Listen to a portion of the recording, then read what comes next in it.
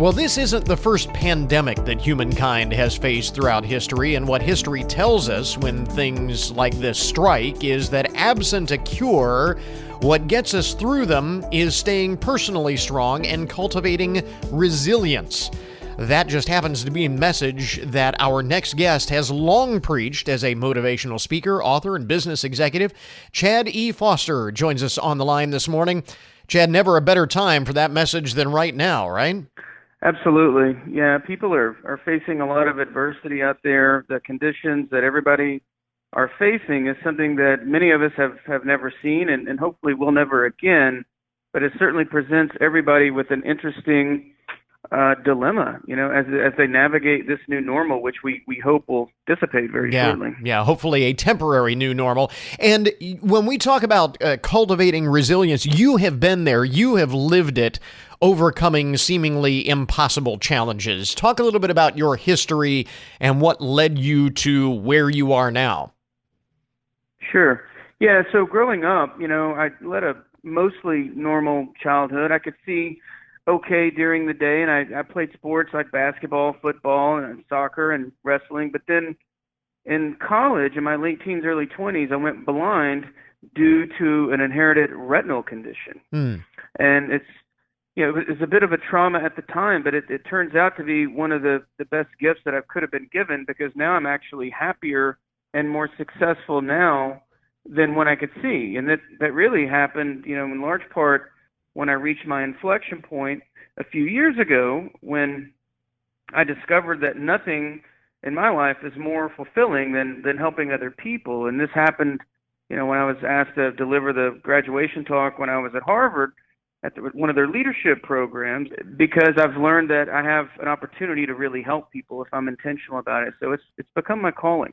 It really comes down to that, how many times have we heard it, that choice that you have when faced with those seemingly insurmountable challenges is, do I fold or do I become stronger and move forward? That's right. Yeah, exactly. And, one of the key pillars for me that I later learned, what I was doing. Obviously, I didn't recognize it at the time when I was going through the trauma, but, when I look back and try to understand how I came out the other side happier and more successful, one of the key things that I learned was we have to be very intentional about the stories that we tell ourselves.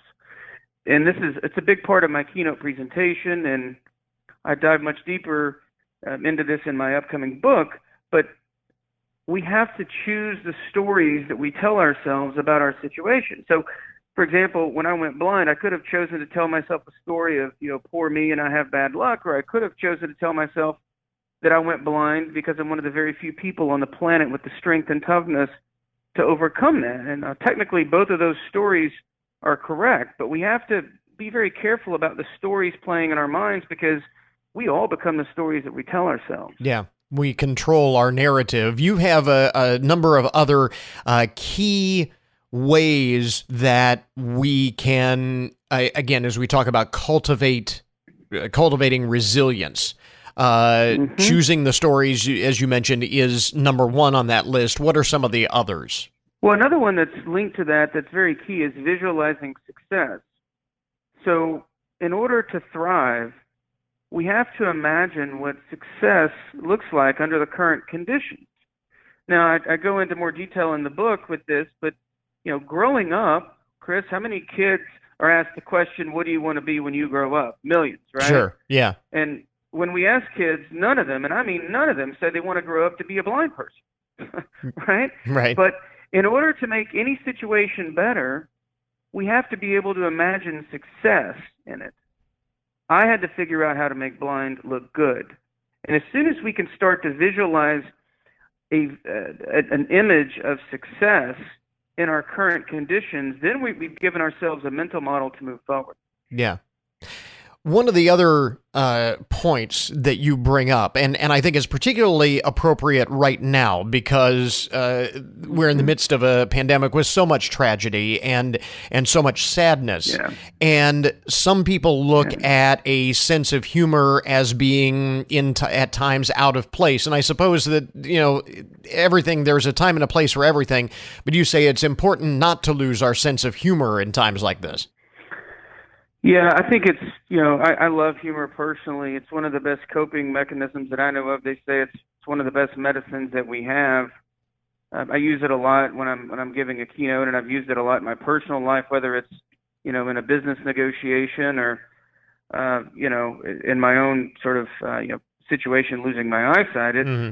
It makes the ups and downs of life easier to manage. It's very disarming, and it can ease some of the tension. And certainly there's a time and place for it, right? We have to be very sensitive to the very real conditions that everybody are facing right now. But any levity we can add in an appropriate way to the things that we're facing, I think, just makes it that much easier to make it through these days, because it is some trying times. And if we can find a reason to smile, create a little bit of levity, it'll help us all. And you also talk about, and this I think is maybe one of the key points, and maybe the most important thing to carry us through, and that is to find meaning. And I know that that's a little philosophical in that it's hard to right now in the moment find any good, any meaning that can come out of what we're all experiencing, but trying to find the meaning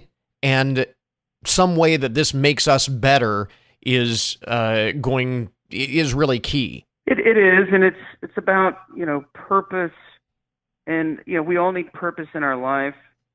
Purpose will take our focus away from us and put it on other people. How can we help other people in this pandemic is the question that I keep asking. What can we do to help a neighbor or a friend navigate that? Basically, how do we give back? How do we pay it forward? And when we do that, what we find is that our attention shifts away from our own personal situation, whether that be in a pandemic, the things that we're facing, or maybe before or after the pandemic in a more normal set of circumstances. People are always focused on their own achievements, but when you shift to purpose, you start to focus on more fulfilling things. And that's actually why I started giving keynotes and writing a book, and we've had people approach us about doing a movie. And it's my opinion, for me, it's the very reason that I went blind. That's my explanation to myself as to why I went blind. It's because I have an opportunity to help millions of people deal with the twists and turns that the twists and turns that life that throws people's way. Yeah. And I've had some success in the business world and won some really big deals and some billion-dollar deals, but nothing that I've found comes close to the feeling that I get when I help another human being. And here's the biggest challenge, because, again, eventually this too shall pass. We will get beyond this pandemic, this crisis that we are all experiencing now. Life will kind of get back to normal, as we were saying. Hopefully this is not the new normal. This is only a temporary normal. Isn't the biggest challenge at that point to make sure that we still remain focused on all of those things that help get us through this here and now and hopefully make us better people, holding on to that once the reason for the reflection, if you will, is past us? Yeah, completely. And those, what you just mentioned, Chris, are some great positive outcomes of the tragedy that we're facing. People are going to have more time to reflect in terms of what's important to them and spend more time with family. And me personally, I normally travel 80% of the time, and now the quarantine and pandemic has sort of grounded everybody around the world, and it's an opportunity to not have to travel as much and spend more time with family. And so while it's challenging, the circumstances that we're in, there are some little nuggets of silver lining that I think, to your point, if we can appreciate those now and not completely forget about those or dismiss those, once we get back to normal, I think we'll all be better off for it. Yeah. Again, Chad Foster is motivational speaker, author, business executive. You have a book coming up. You go into this in much greater detail. If folks are interested in learning more, where do they find you? We're at www.chadefoster.com. We're on Twitter at Chad E. Foster. We're on Instagram and Facebook at Find Chad E. Foster. We'll link up to those resources on our webpage. Chad, thanks very much for taking the time. We appreciate it. Be well. It's a pleasure. Yep, thanks for having me.